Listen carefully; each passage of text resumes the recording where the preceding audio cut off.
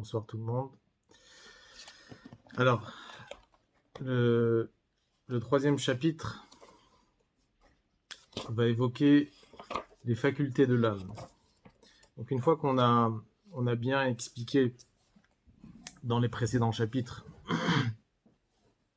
l'âme, le nefesh elokit ou le nefesh abahamit, l'âme divine et l'âme animale, dans ce chapitre, on va rentrer dans le vif du sujet, qui est l'âme, les facultés, ce qu'on appelle les kochot ha-nefesh, ce qu'on appelle les Esser kochot ha-nefesh, les 10 forces de l'âme,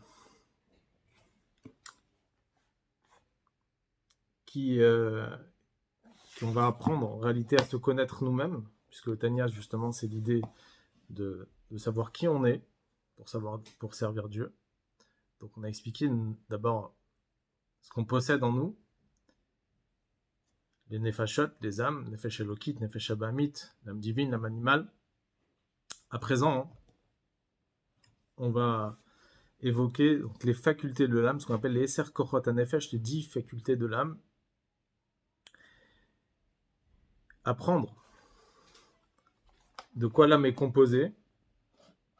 Et ça, c'est toute la notion en réalité de la Shita, ce qu'on appelle de Chabad, qui est Chochma Bina Da'at, c'est l'approche de Chabad, que on ne va pas se satisfaire uniquement de la Emouna, de la foi en Dieu, malgré qu'on a expliqué dans l'introduction et dans les premiers chapitres la force de la Emouna, la foi en Dieu, le Mesirut Nefesh, le don de soi, qui provient justement de la Emouna, et qui provient du Etzem HaNeshama, de l'essence même de l'âme. Et que si réellement on veut attraper Akadosh Baruch Hu, on veut s'attacher à Dieu, c'est par l'intermédiaire de la Emouna. Et que, étant donné qu'Akadosh Baruch Hu, il est au-delà de notre compréhension, comme on a vu avant dans le deuxième chapitre, que let marchavat tfisa beklal, il n'y a aucune compréhension qui peut comprendre Akadosh Baruch Hu. La seule façon où on peut s'attacher à Dieu, c'est par l'intermédiaire de la Emouna. Mais malgré tout, on a besoin de comprendre aussi les facultés de l'âme pour justement faire descendre des choses qui sont très élevées, cette Emouna, cette foi qu'on a en Dieu, cette infinité de Mesirut Nefesh, le don de soi, on va faire descendre ça à travers justement nos facultés. On ne va pas rester avec la Emouna d'une façon superficielle, d'une façon abstraite. Et il faut que la Emouna, elle puisse intégrer les forces, les facultés de l'âme. Et pour ça, il faut comprendre comment justement fonctionnent les différentes forces, les différentes kochot ha-nefesh, différentes forces de l'âme, qui sont nos forces intérieures, à travers Chabad. Chabad, ça veut dire la compréhension. On va justement détailler ce que c'est, la sagesse, la compréhension, la connaissance. Et à travers ça, on va pouvoir, avec ces éléments-là, on va pouvoir servir à Kadosh Baruch Hu. Alors, je vais commencer dans les mots. Perek Gimel. Veine kol prina ou madrega mishalosh elu nefesh, ruach ou neshama.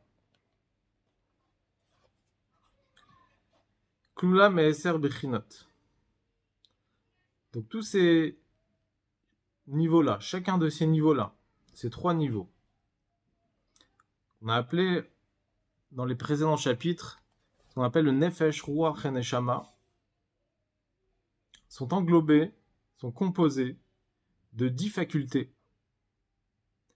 Ça veut dire que dans toute âme, peu importe l'âme, puisqu'on avait expliqué la semaine dernière qu'il y a des différents niveaux d'âme, ceux qui sont à la tête, ceux qui sont aux pieds. On avait donné l'exemple de l'enfant, que même les ongles des pieds ils sont attachés à la tête, et que on pourrait être même au niveau du talon, au niveau des âmes. Mais peu importe le niveau de l'âme est composée de 10 kochot, qu'on appelle de 10 facultés. Ces 10 facultés, il y a, donc, déjà dans l'âme, il y a ce qu'on appelle Nefesh, Ruach ou Neshama. Donc Nefesh, Ruach et Neshama, c'est les 3 niveaux de l'âme qui sont à l'intérieur de l'âme. On avait expliqué que Nefesh, c'est dans le cerveau, Neshama, c'est dans le cerveau, Ruach, c'est dans le cœur, dans les sentiments, et Nefesh, c'est dans l'action, c'est rattaché avec l'action. Dans tous ces niveaux-là, il y a des facultés, il y a des kochot. Alors, pourquoi il y a ces 10 facultés-là, ces 10 kochot, les 10 kochot à Nefesh?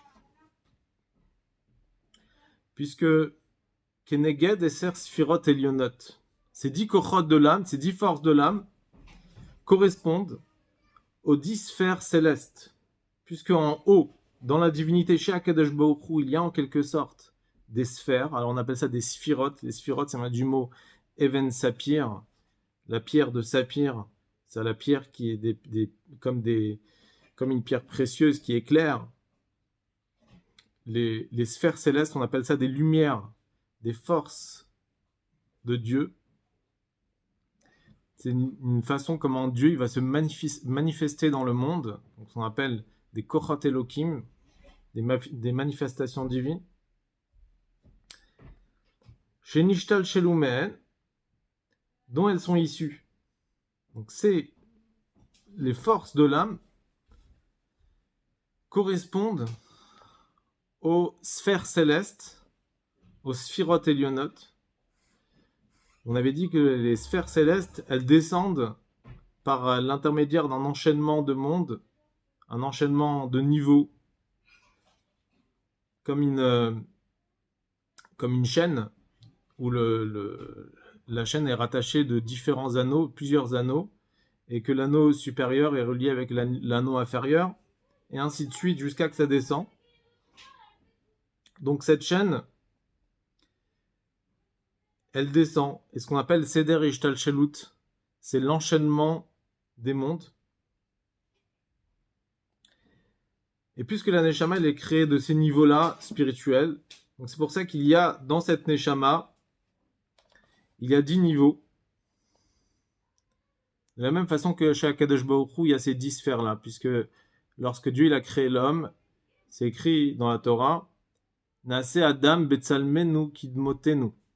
On va créer un homme à notre image. L'homme, l'être humain, il est créé à l'image de Dieu. Et de la même façon que chez Dieu, il y a 10 sphères célestes, les sphirotes, pareil chez l'homme, il y a 10 facultés. Donc ça correspond à ces 10 sphères. Je continue dans les mots. Anechelakot lishtaim, qui vont se diviser en 2 catégories générales. Ces 10 niveaux-là se divisent en 2 catégories générales. Donc on va diviser en 3 et 7. She'en shalosh amot vesheva kfulot. Alors c'est quoi les 3 et 7? Alors, on appelle ça 3 mamans, 3 mères. On va expliquer pourquoi ça s'appelle des mères, des mamans. Et sheva kfulot, ça veut dire 7 doubles. Les 7 midot, les 7 comportements s'appellent des doubles. Pourquoi des doubles? Parce que parfois les midot, elles sont faibles et parfois elles sont fortes. Par exemple, lorsque ces midot, ces comportements se trouvent chez un enfant, elles sont très puissantes. Et lorsque ces comportements se trouvent chez un adulte, alors à ce moment-là, elles sont beaucoup moins fortes. Puisque là, il y a le développement de l'intellect, et plus l'intellect il se développe chez l'enfant, plus les émotions s'affaiblissent. Alors, c'est pour ça qu'on appelle ça des kfulot. Des kfulot, ça veut dire des doubles midot. où parfois elles sont puissantes et parfois elles sont faibles. Il y a d'autres explications pourquoi ça s'appelle kfulot, on va voir après. C'est comme une répétition de midot. On va voir sur les 7, il y aura 3 et 3 et 1. Mais bon, on ne va pas rentrer dans tous les détails. L'idée, c'est de comprendre que globalement, les 10 facultés se divisent en 2 catégories, en 3 et 7. 3 mamans et 7 doubles. Alors maintenant, on va expliquer pourquoi ça s'appelle des mamans, des 3 mamans. Donc on va expliquer les trois premières facultés. Pirouche. Alors il explique. Il y a Chochma, Bina, Vadat. Il y a la sagesse, la compréhension et la connaissance. Ça, c'est les 3 mamans. Et ensuite, il y a les 7 dans les sphères célestes, on appelle ça Veshivat Yemei Binyan.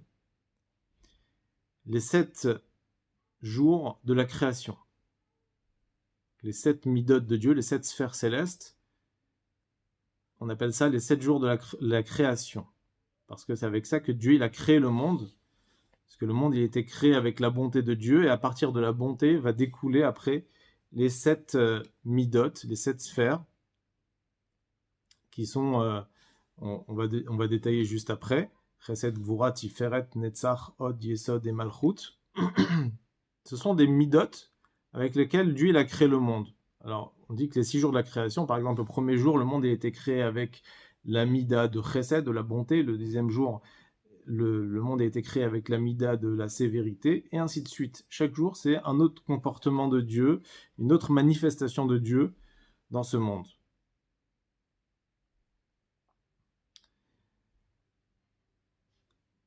Donc ça, c'est ce qu'on appelle les Shivat Yemei Abinyan, les 7 jours de la création. Alors, on va citer juste les 3 premières. Chesed, Gevura et Tiferet. La bonté, la sévérité et la beauté. Ça, ce sont Chouloui, mais etc. Donc, ce sont les 3 midot principales. Et le reste, donc, sont on appelle ça des branches de ces midot-là. Mais en réalité, donc il y a toute la suite des midot. Donc on a Netzar qui est la victoire, Od, la splendeur, Yesod, le fondement, et Malchut, la royauté. Mais là, on va s'arrêter essentiellement. Le Admor HaZaken, il parle essentiellement des 3 premières midot, donc de Chesed, Gvura, Tiferet, bonté, sévérité et beauté. Et ensuite, il y a les autres midot. Donc, puisqu'il y a ces différents entre les sphères célestes spirituellement, donc on a parlé de Chochma, Bina et Da'at, la sagesse, la compréhension et la connaissance.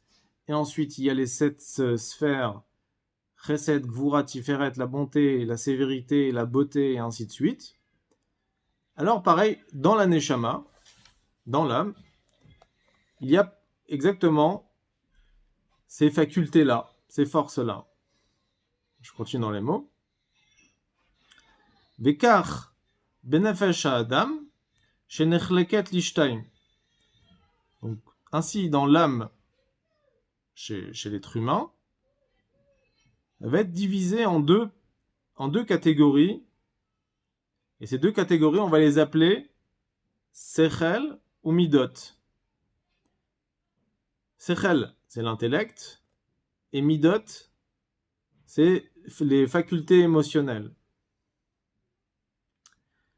Asechel kolel chochma bina vadat. Donc l'intellect va englober la sagesse, la compréhension et la connaissance. Ve'amidot, et les facultés émotionnelles sont En ahavat Hashem ou fachado ve'irato. C'est l'amour de Dieu, puisqu'il s'agit de l'âme divine. Donc l'âme divine, elle aime Dieu, elle a l'amour de Dieu, qui est relié avec la bonté. Et il y a ufachado veirato, il y a la peur et la crainte de Dieu. Là, il mentionne donc deux choses au niveau de la gvura, qui est la sévérité, la peur et la crainte. C'est quoi la différence entre la peur et la crainte? C'est que la peur, c'est de proche. Quelqu'un, il a quelque chose d'inattendu qui lui arrive comme ça d'un coup. Il a une peur. Par contre, yira, qui veut dire la crainte, c'est quelque chose qui est beaucoup plus loin. C'est une connaissance intellectuelle qui amène une crainte de quelque chose qui pourrait lui arriver. Ce qu'on appelle donc yira. Donc ces deux choses-là, ces deux facultés, la peur et la crainte, c'est relié avec la gevura, la sévérité. Donc l'amour est relié avec la bonté, et la peur et la crainte est reliée avec la sévérité. Donc tout ça, c'est ce qu'on appelle des midot, des facultés émotionnelles. Et ensuite, il y a ou les pharaos, il y a embellir, faire des louanges à Dieu. Ça, c'est relié avec la mida de Tiferet, de la beauté. Choulou, etc. Et ainsi de suite pour les autres midot. Donc là, ici, le Admorazaken, il ne va pas détailler chaque midot. Ça, on verra dans un autre chapitre plus tard dans le Tanya. Mais globalement, donc, il dit qu'il y a une partie qui est intellectuelle et une partie qui est émotionnelle. La partie intellectuelle sera divisée en 3 et la partie émotionnelle sera divisée en 7. Donc là, il va donner ici l'essentiel, ça veut dire comprendre un peu ces différentes facultés. Il va détailler au niveau de l'intellect, les différents niveaux intellectuels qui est appelé Chabad, la sagesse, la compréhension et la connaissance. Et à partir de là, on va comprendre comment découlent de là les émotions, les midot, sans rentrer dans les détails de chaque mida, mais en tout cas, il y a la partie intellectuelle et la partie émotionnelle. Alors c'est pour cela que les 3 premières midot, les 3 premières facultés, on appelle ça des imot, des mères. Pourquoi des mères? Parce que c'est des mamans qui vont donner naissance à des enfants. Les enfants de ces facultés intellectuelles vont donner naissance à des facultés émotionnelles. L'émotion provient de la réflexion intellectuelle. Et cela, on va voir justement dans le comportement de l'âme divine, comment à partir de l'intellect, de la réflexion intellectuelle, on va pouvoir faire naître des émotions. Et pour cela, on va devoir bien nous expliquer la qualité de chaque faculté de l'intellect, qui est Chochma, Bina et Da'at, la sagesse, la compréhension et la connaissance. Alors, donc là, au Biorainian, on va nous expliquer d'abord, on va essayer de définir les 3 parties intellectuelles. Qui naît à Sechel chez Benefesh Amaskelet. L'intellect qui se trouve dans l'âme rationnelle. Shou Amaskil Kol Davar, qui réfléchit toutes sortes de choses. L'intellect peut réfléchir toutes sortes de choses. Ça, c'est le point intellectuel où à l'intérieur est condensé tous les détails de l'intellect. Nikra Beshem Chochma. Cela s'appelle Chochma. Chochma est composé de 2 mots qui est Koachma. Koachma, ça veut dire la faculté de quoi? Ça veut dire la Chochma est une faculté qui n'est pas encore assez claire et c'est pour cela que ça s'appelle Ma. Koachma. Chochma, c'est les lettres de Koachma, la faculté de quoi? Comme si on se pose la question, qu'est-ce que c'est? Il y a plusieurs niveaux dans la Chochma.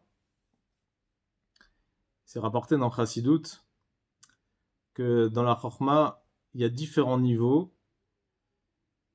Alors je vais les citer. Il y a un niveau dont le sujet, il correspond tout à fait à sa compréhension. Donc il a compris quelque chose et qu'il n'y a aucune question qui pourra le déranger au niveau de sa chorma, au niveau de son intellect. Ça, c'est un premier niveau, et c'est pour cela que il est persuadé de ce qu'il a compris, puisque l'intellect lui éclaire d'une telle façon à ce que c'est tellement clair que tous les détails de l'intellect lui correspondent, et il n'a aucune question à ce sujet. Il y a un deuxième degré dans la chorma qui est plus bas, où il y a une place à la question, et malgré tout, il reste convaincu de ce qu'il a compris. C'est comme par exemple, il y a une histoire dans la Gemara, on dit cette phrase qui est « Shatik Rav ». Rav, il s'est tu. Rav, qui était un grand Amora dans la Gemara, dans le Talmud, il a dit en enseignement, et ses élèves lui ont posé plusieurs questions sur sa halakha, sur son enseignement. Et malgré tout, il n'a pas répondu aux questions. Et malgré tout, la Gemara, elle dit que la halakha, elle est comme Rav. Malgré toutes les questions qu'il y a eu sur Rav. Pourquoi ? Parce que pour Rav, le sujet était tellement clair et tellement il éclairait chez lui qu'aucune question pouvait changer son avis. Même s'il y avait quelques détails qui ne correspondaient pas tout à fait avec tous les détails, mais malgré tout, Rav, il n'a même pas répondu aux questions, puisque lui était persuadé de ce qu'il a compris. Et que lui-même, il ne remettait pas en cause sa compréhension, sa halakha, puisqu'il était tout à fait persuadé de ce qu'il a compris. On peut donner un exemple à cela. Imaginons qu'une personne, il a vu quelque chose de ses propres yeux. Une personne, il a vu quelque chose qui est hors du commun. Il a vu un ange. Et il va raconter ça à ses amis. Les gens, ils vont avoir des questions. Et comment c'est possible que c'est arrivé ? Est-ce que tu es sûr ? Alors, les gens, ils peuvent se poser des questions. Mais lui, il a vu la chose de ses propres yeux. Donc pour lui, il n'a aucune question. Pour lui, c'est clair. Il n'y a rien qui peut contester ce qu'il a vu. Donc pareil, il y a ici un niveau, ce qu'on appelle de vue intellectuelle, de vision intellectuelle, que pour lui, le sujet, il est tellement clair que même si dans les détails, il pourrait avoir des questions, malgré tout, il n'y a rien qui pourrait remettre en question sa conclusion, puisque dans sa tête, le sujet est clair. Et pour cela, pour lui, c'est absolu. Le sujet, il est tout à fait incontestable. Et si maintenant il y a des questions, on pourra trouver des réponses. Mais c'est pas pour cela qu'il va remettre en question le sujet. Après, il y a des niveaux plus bas dans la chorma où c'est pas assez clair, c'est pas assez encore absolu dans le sujet. Il a une vision globale du sujet, sans rentrer dans les détails. Mais il a toujours ce qu'on appelle, dans la Chassidut, on appelle ça Barak HaMavrik. Barak HaMavrik, ça veut dire que quand une personne il cherche à comprendre quelque chose, et il s'approfondit jusqu'à un moment, il a un éclair, ce qu'on appelle un Barak HaMavrik. Il a un éclair qui lui éclaire, comme un éclair. Le tonnerre et les éclairs, il y a un éclair qui vient lui éclairer ce qu'il a appris. À ce moment-là, à ce stade-là, même s'il n'est pas encore rentré dans les détails, pour lui, il est persuadé que c'est cela. Et après, il y a des niveaux encore. Il y a d'autres niveaux où ce qu'on appelle des inventions.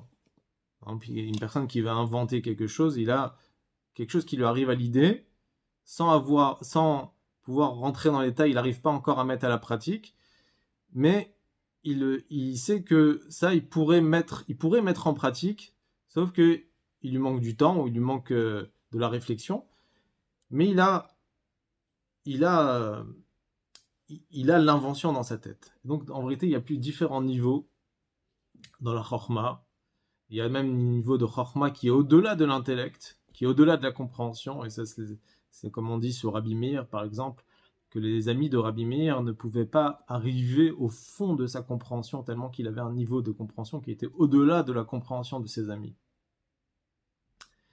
Et donc dans les termes de la Kabbalah, la chorma on appelle ça or, puisque c'est un éclair qui vient dans sa tête. Il manque encore les réceptacles, il manque encore le développement. C'est pas encore compris dans tous les détails, mais il a cet éclair qui vient et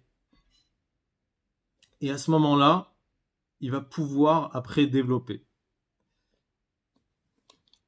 Donc ça, c'est la chorma.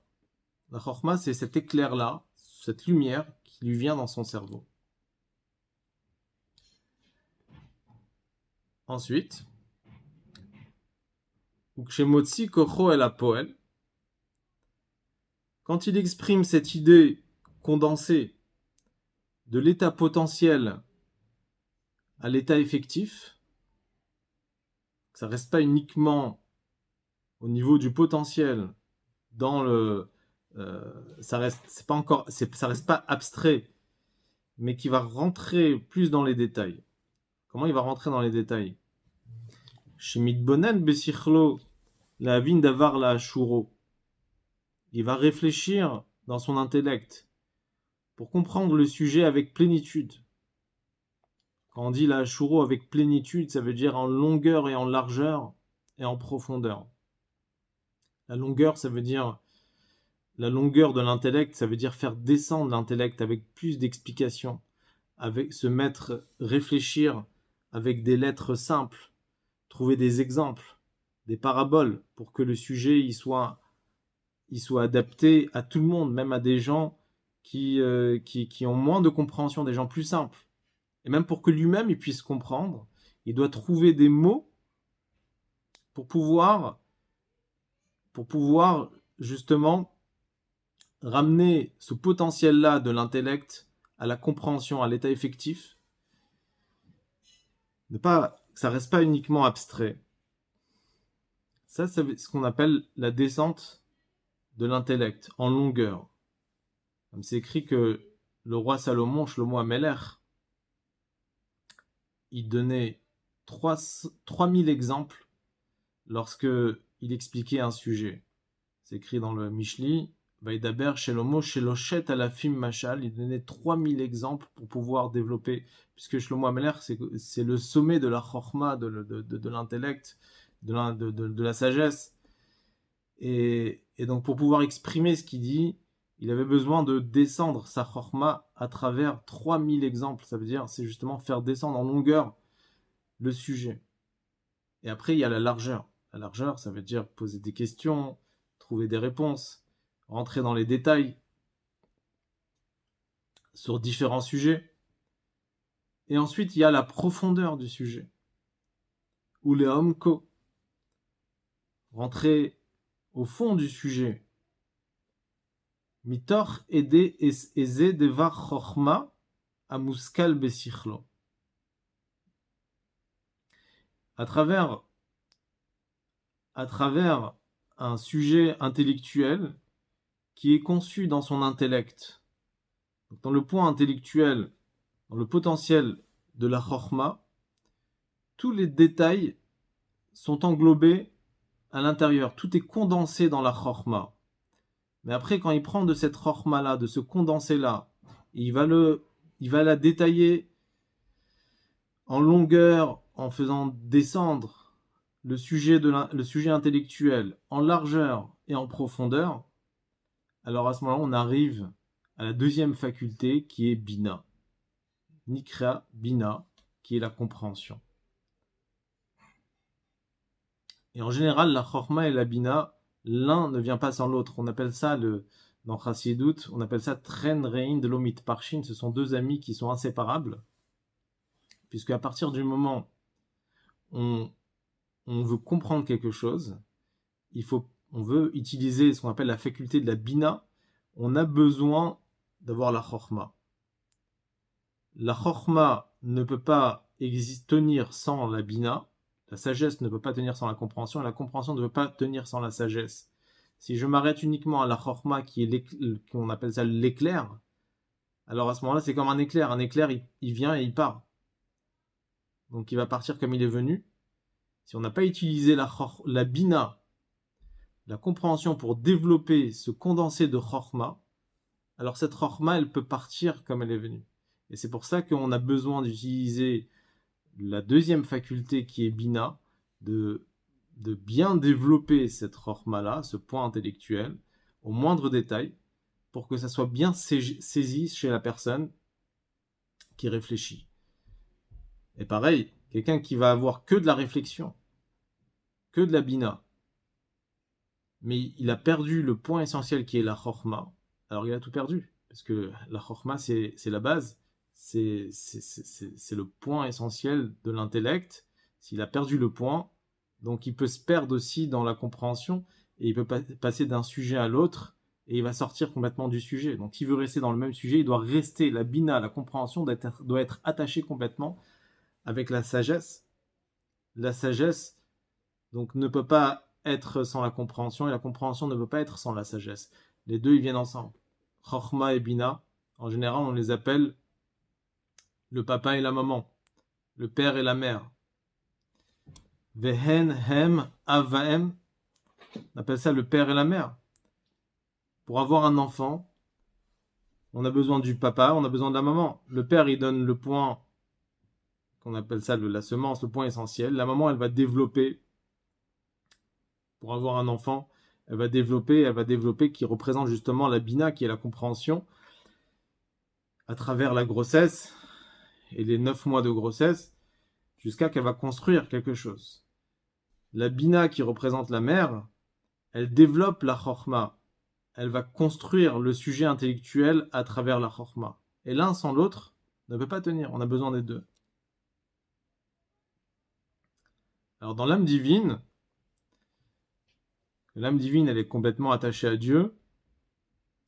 Elle va utiliser sa chorma et sa bina, son intelligence et sa compréhension, pour s'attacher à Dieu et pour pouvoir donner naissance à des émotions spirituelles. Ça veut dire avoir l'amour de Dieu et la crainte de Dieu. Je vais laisser poser des questions. Alors.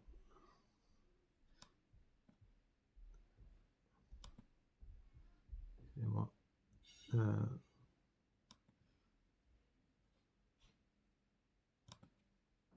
Ouais. Si vous pouvez allumer les micros. Vous avez des questions? Enfin, c'est pas trop tôt, on se croirait, je sais pas où. Alors. Alors, j'ai bien posé. Pardon. Oui, je sais pas alors. Si Korafa a une question. Oui. Korafa, peut-être voulait poser une question. Non, pas vraiment, mais on se sent étouffé quand ils nous bloquent les micros. Donc je continue dans les mots.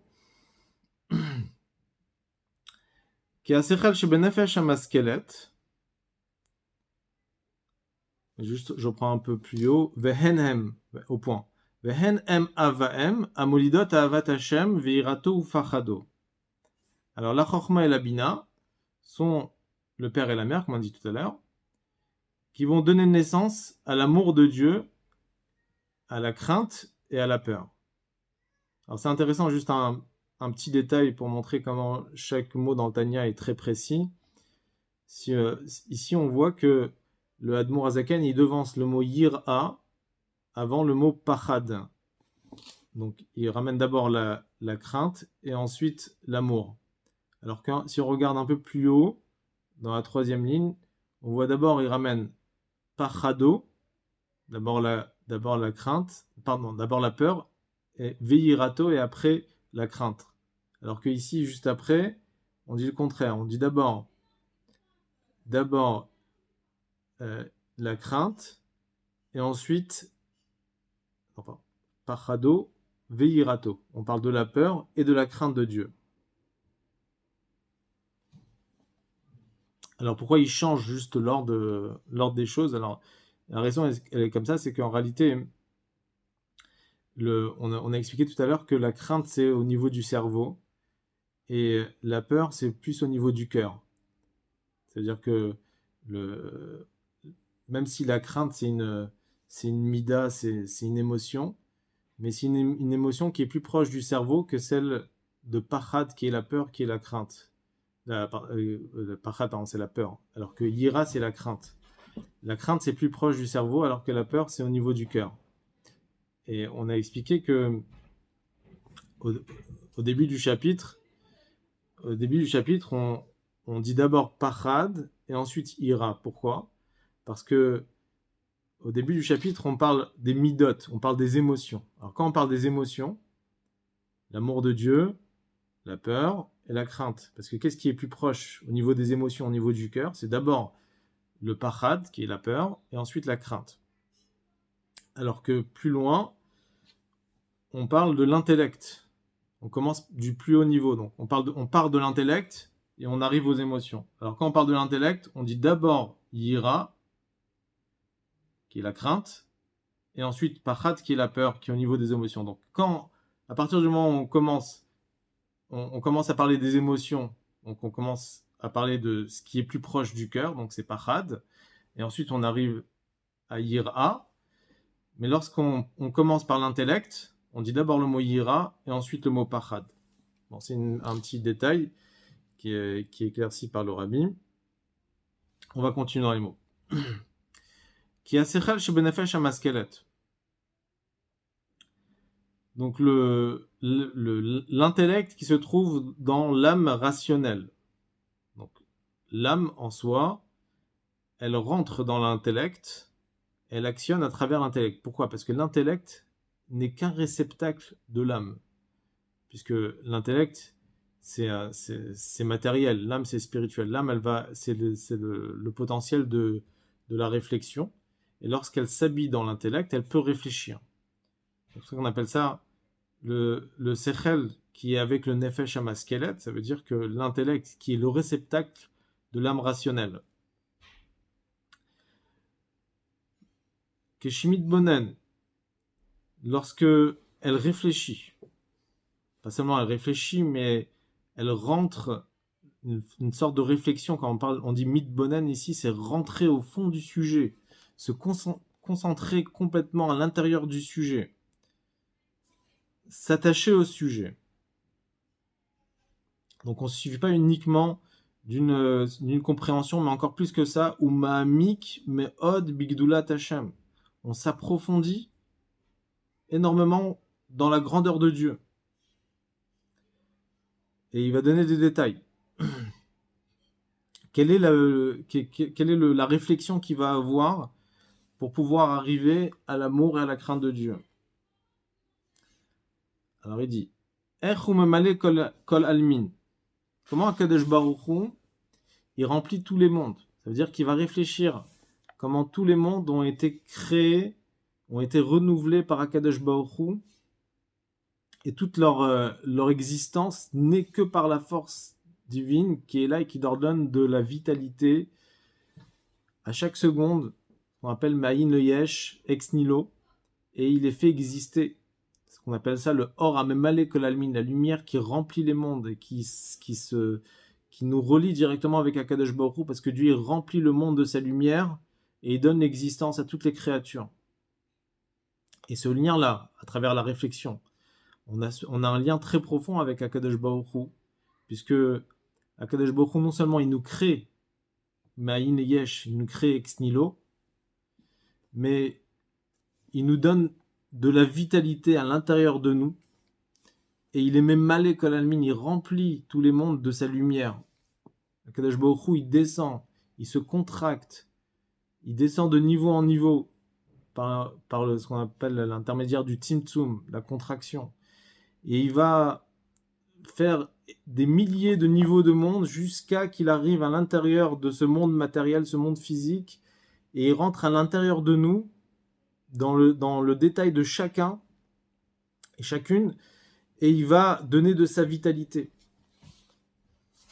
En réfléchissant, pourquoi Dieu il fait tout ça? Dieu il est ce qu'on appelle le Kol Yachol, il est capable de tout faire, Dieu il est illimité. Si on veut, Akadosh Baruch Hu, il n'est pas obligé de se contracter, de faire de nombreux niveaux et de faire des milliers de mondes jusqu'à arriver à ce monde matériel pour donner de la vitalité. Si on veut, Dieu Akadosh Baruch Hu, il peut directement, si Dieu il veut créer ce monde matériel, il aurait pu nous créer directement un monde matériel à partir de Dieu. Ex nihilo, puisque Dieu il est Kol Yachol, il est capable de tout faire, il n'a pas besoin de passer par la contraction pour pouvoir nous créer. Pourquoi Dieu il passe par la contraction? C'est parce que justement Akadosh Baruch Hu, il veut être proche de nous. Et pour être proche de nous, il veut que nous aussi on s'approche de lui. Et pour qu'on puisse s'approcher de lui, il a besoin de créer des moyens pour que nous on puisse s'approcher. Donc qu'est-ce que Dieu il va faire? Il va créer tout un enchaînement de mondes spirituels jusqu'à un monde matériel. Il va nous donner, comme on a dit tout à l'heure, 10 facultés. Ces facultés sont ressemblantes à ces 10 forces spirituelles, ces 10 sphères célestes qui créent tous ces enchaînements de mondes. Pourquoi? Pour que nous, à travers nos facultés, on va pouvoir s'élever de niveau en niveau et révéler la lumière de Dieu en nous. En d'autres termes, si Akadosh Baruch Hu, il avait créé directement, sans passer par une contraction, il avait créé directement de Dieu, il aurait créé ce monde matériel, alors à ce moment-là, effectivement, nous, on aurait été proche de Dieu parce qu'il n'y a aucun monde spirituel qui nous sépare de Dieu et de lui. Mais de l'autre côté, c'est vrai que Dieu, pour Dieu, on se rapproche de Dieu, mais de l'autre côté, nous, on n'aura pas fait réellement rentrer Dieu en nous. Dieu, il veut non seulement que nous, on soit proche de Dieu, mais que aussi Dieu, il soit proche de nous. Et pour que Dieu, il soit proche de nous, il a besoin de créer tout un enchaînement de mondes spirituels pour pouvoir révéler sa lumière de Dieu à travers nous, pour que nous, on puisse comprendre que Dieu, il est grand, et que Dieu, il est infini. On a besoin de comprendre qu'il y a des niveaux, il y a un enchaînement. Et grâce à ça, on va pouvoir s'élever et réveiller comprendre la grandeur de Dieu et réveiller l'amour de Dieu et la crainte de Dieu. Sans cela, on n'aurait pas eu ces éléments-là pour pouvoir s'élever, puisqu'on aurait été tellement proche de Dieu qu'on n'aurait pas eu tout cela. Et donc l'enchaînement des mondes nous a permis justement que nous, on puisse s'approcher de Dieu. Ça, c'est l'idée du Tzimtzum. Donc là, on réalise que Akadosh Baruch Hu, il est à l'intérieur de nous, et à l'intérieur de chaque créature. Ça, c'est la notion de Memalé Kol Almin, que Dieu remplit les mondes. Et après toute cette réflexion, on arrive à une réflexion qui est plus élevée. C'est que Dieu, il est Sovev Kol Almin. Dieu, il entoure les mondes. Alors, la traduction Sovev Kol Almin, entourer les mondes, c'est pas une vraie traduction parce que Akadosh Baruch Hu, il est partout, donc non seulement il nous entoure, mais il est aussi à l'intérieur de nous. On dit le mot entouré, ça veut pour nous dire qu'il y a un niveau chez Dieu qui est qui garde distance. C'est-à-dire qu'il y a un niveau de Dieu qui est Memalé Kol Almin, qui s'imprègne en nous. Il y a un niveau chez Dieu qui est Sovev Kol Almin, ça veut dire qu'il nous entoure, ça veut dire que même s'il est à l'intérieur de nous, mais il a une distance, ça veut dire qu'il n'est pas touché par ce qui va se passer dans le monde. Il n'est pas touché par tous les détails qui se passent dans le monde. C'est une lumière qui est superficielle, on appelle ça une lumière qui est makif, qui nous entoure, mais qui ne s'imprègne pas à l'intérieur de nous. Elle garde sa distance. Et cette compréhension, ce qu'on appelle de Sovev Kol Almin, c'est ce qu'on appelle la Yediat Ashlila. Il y a deux termes dans Chassidut, ce qu'on appelle Yediat Achiyuv et Yediat Ashlila. Yediat Achiyuv, ça veut dire je connais Dieu par le positif, c'est-à-dire je suis capable de décrire ce qu'il est à travers ce que je vois. Donc je vois la beauté de ce monde, je vois l'univers, je vois comment il y a de la vitalité partout. Ça c'est Yediat Achiyuv, la connaissance de Dieu à travers notre compréhension, à travers ce que nos yeux et ce que notre intellect peut comprendre.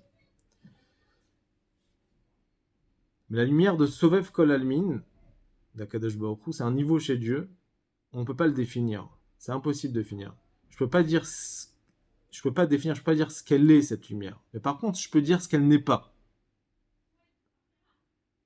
Elle n'est pas limitée dans l'endroit, elle n'est pas limitée dans l'espace, elle n'est pas limitée dans le temps. Elle est au-delà de notre compréhension. Ça, je suis capable de dire. Ce qu'on appelle Yediat Ashlila, je comprends Dieu par la négation. Je dis Dieu, je ne peux pas dire ce qu'il est, mais je peux dire ce qu'il n'est pas. Et ça, c'est Sovev Kol Almin. Sovev Kol Almin, c'est je réfléchis dans la grandeur de Dieu et j'arrive à une conclusion que je ne peux pas définir Dieu par le positif en sachant ce qu'il est, mais en tout cas, je sais ce qu'il n'est pas. Mais ça reste encore proche de notre compréhension parce que je suis capable de dire ce qu'il n'est pas. Maintenant, il y a un niveau chez Dieu où je suis même plus capable de dire ce qu'il n'est pas. Alors, je monte dans la réflexion et je m'approfondis encore plus. Je peux même pas dire sur Dieu qu'il n'est pas quelque chose. Je peux même pas dire la négation.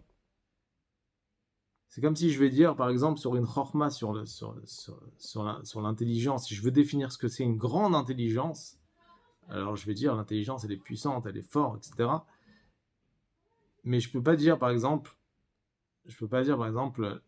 l'intelligence est tellement... C'est évident. Et l'intelligence, je peux pas la toucher avec les doigts.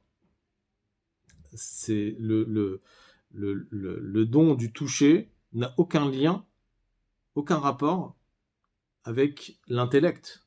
L'intellect et les doigts sont deux choses qui sont totalement différentes. Donc pareil, je peux pas dire sur Dieu qui est illimité, je peux pas dire Dieu il est au-delà de la compréhension. Dire sur Dieu qu'il est au-delà de la compréhension, c'est déjà une limite. Je suis en train de limiter Akadosh Baruch Hu. Parce que si je dis Dieu il est au-dessus de cela, parce que je limite quelque part Akadosh Baruch Hu, alors qu'Akadosh Baruch Hu il est tellement à distance, tellement plus élevé que moi, que je peux donner aucune comparaison. Même dans la négation, je peux pas dire que Dieu n'est pas ça, puisqu'il est totalement au-delà de tout cela. Donc là, on arrive à un niveau encore beaucoup plus élevé. C'est plus haut que Sovev Kol Almin. C'est le sentiment que Kula Kame Kelo Chashiv.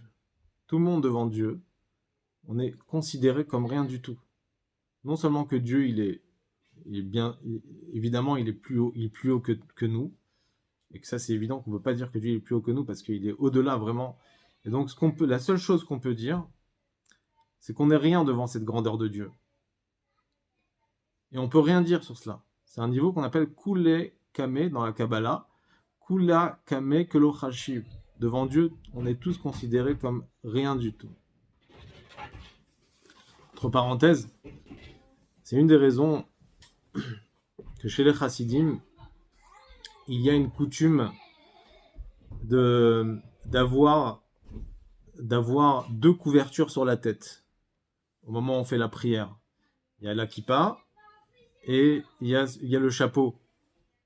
Il y a même les kabbalistes, ils vont mettre un bonnet ou mettre quelque chose sur la tête, une deuxième couverture. Parce que la kippa, en réalité, ça représente en réalité Akadosh Baruch Hu qui est au-dessus de notre tête. Et le chapeau, ça représente un niveau de Dieu qui est au-delà de cela. Ça veut dire, il y a un niveau de Dieu qui est proche de nous, mais un niveau de Dieu qui est au-delà. C'est une deuxième couverture, c'est un niveau de Dieu qui est superficiel, qu'on appelle Sovev Kol Almin. Et donc, c'est une des raisons pourquoi, justement, on met la kippa plus le chapeau. On appelle deux makif. Bon, mais en tout cas, à travers la réflexion, on peut monter de niveau en niveau. Donc, de Memale Kolami, d'abord on réfléchit comment Dieu remplit les mondes à travers notre compréhension. Après, on va arriver à un niveau de compréhension dans Sovev Kolalmin, c'est la négation. Comment Akadosh Baruch Hu, il est au-delà de tout cela. Et après, il y a un niveau où on peut même plus définir Dieu, puisqu'on y a un niveau que Kule Kame Kelochashiv, on est considérés tous comme rien du tout devant l'existence d'Akadosh Baruch Hu. Alors, à travers toute cette réflexion, on va réveiller des émotions, naturellement. À force de réfléchir dans ce sujet, on réveille des émotions. Alors, il dit tout de suite, je continue dans les mots, Nolda venitorera, midat yirat amromemut bemocho marchavto. De là va naître, va se réveiller l'attribut de la crainte, de la grandeur de Dieu dans son cerveau et dans sa pensée. Alors lorsqu'il s'agit de crainte ici, il ne dit pas la crainte de la punition. La crainte de Dieu, le minimum de crainte de Dieu, ce n'est pas la crainte de la punition, c'est la crainte de la grandeur de Dieu. Pourquoi ? Parce que là, dans Chassidut, on nous explique que la crainte de la punition n'est pas réellement considérée une vraie crainte. Parce qu'une personne ne peut pas être soumise à Dieu à travers la crainte de peur qu'il va être puni. Pourquoi ? Parce que quelqu'un il a peur de Dieu parce qu'il va être puni, alors à ce moment-là, il ne se soucie pas de Dieu, il se soucie de lui-même. Il a peur d'être puni, il se soucie de son ego, on va dire, de sa personnalité, mais il ne se soucie pas de Dieu. Donc effectivement, bon, une personne qui n'a pas ce niveau de crainte, il a ce minimum de crainte de la punition pour pouvoir combattre son Yetzer Hara. Ça peut être bien, mais ce n'est pas l'idéal, ce n'est pas la vraie crainte. La vraie crainte, si on va avoir une vraie soumission à Dieu, et pas se soucier de soi-même, en fait on veut se soucier de Dieu. Comment je peux faire une faute devant la grandeur de Dieu ? J'ai honte, j'ai une personne qui est aussi grand, si puissant, qui est énorme, qui est infini, je suis rien devant lui. Comment je peux aller à l'encontre de cette grandeur ? J'ai honte de faire ça. Ça, c'est ce qu'on appelle Yirat HaRomemut. On a cette crainte devant cette grandeur de Dieu. La crainte de la punition, on n'en parle même pas, puisque ce n'est pas une vraie crainte. Quand il s'agit de Dieu, du service de Dieu, la première chose, c'est Yirat HaRomemut, c'est la crainte de la grandeur de Dieu. Et on va se comporter, puisqu'on ressent cette grandeur d'Akadosh Baruch Hu devant nous, et on doit se comporter d'une façon où on veut pas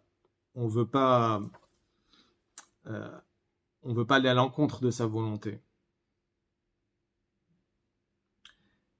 Les Raoul Idboshesh Migdulato Idbarech, She'enna Sof Vetachlit, avoir cette crainte et cette honte de sa grandeur qui est infinie.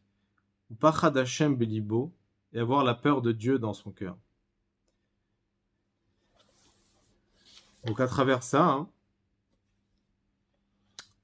une fois qu'on a cette grande réflexion dans la grandeur de Dieu, combien on est soumis à Kadosh Baruch Hu, à ce moment-là on réveille la crainte de Dieu, et ensuite on va arriver à parler de l'amour de Dieu. Mais cela, je pense que on expliquera ça plus la semaine prochaine.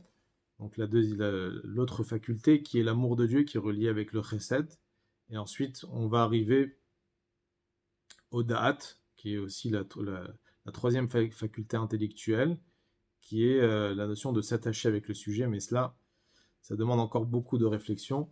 Donc pour l'instant, on va s'arrêter là aujourd'hui. On a bien expliqué déjà ce que c'est Chochma et Bina, la sagesse et la compréhension, comment ça peut faire naître des émotions. Et après, on va expliquer l'importance de Da'at, qui est la connaissance, qui est aussi très important dans le service de Dieu. Alors, je vais laisser poser des questions.